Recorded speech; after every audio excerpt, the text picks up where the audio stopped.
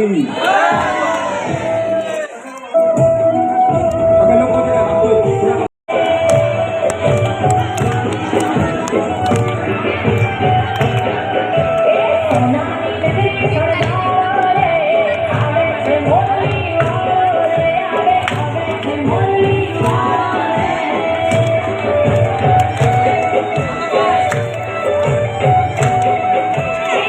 दर्शक मित्रों द्वारका नगरी चैनल आपने फरी वखत हार्दिक स्वागत करे छे। द्वारका नगरी चैनल पर हूँ छुं राघव उपाध्याय। आप सर्व दर्शक मित्रों ने फरी एक वखत मारा ए जय द्वारकाधीश।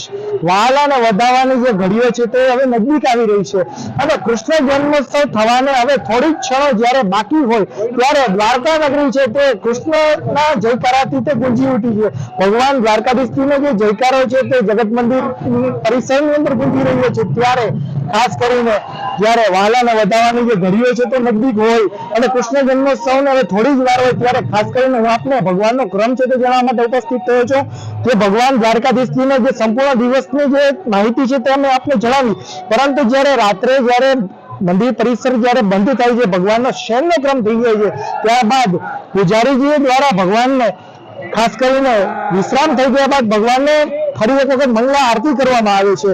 ભગવાનની રાત્રિના સમયે મંગલા આરતી ભીતરની અંદર તેમનો ક્રમ કરવામાં આવે છે। તે થઈ ગયા બાદ ભગવાન દ્વારકાધીશજીને જન્મ નિમિત્તે કૃષ્ણ જન્મોત્સવ નિમિત્તેનું જે પંચામૃત મહાઅભિષેક છે તે ભીતરમાં કરવામાં આવે છે। ત્યારબાદ ભગવાન દ્વારકાધીશજીને રાજસી પરિધાન જે તે ધારણ કરવામાં આવે છે।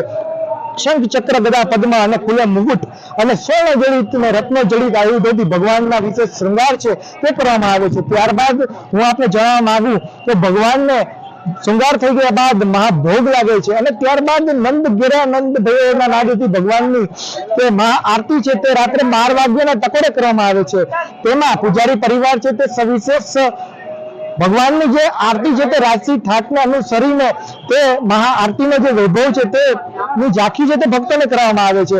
ખાસ કરીને હું આપને જણાવું તો ભારતભરમાં મટકી ફોડ કરીને ભગવાનનો જન્મોત્સવ ઉજવવામાં આવે છે, પરંતુ જે દ્વારકામાં ભગવાન છે તે રાજા ધીરાજ સ્વરૂપે બિરાજિત હોય તો ભગવાનનો જે જન્મોત્સવની જે ઉજવણી છે તે ખાસ કરીને તે મહાઆરતી દ્વારા કરવામાં આવે છે અને રાત્રિના ત્યારબાદ મહાઆરતીનો ક્રમ થઈ ગયા બાદ રાત્રિના 2:30 સુધી જે છે જન્મોત્સવના જે દર્શન છે તે ભક્તોને કરવામાં આવે છે। તો દ્વારકા નગરી ચેનલની સાથે પણ તમે આવી જ રીતના બનેલા રહેજો।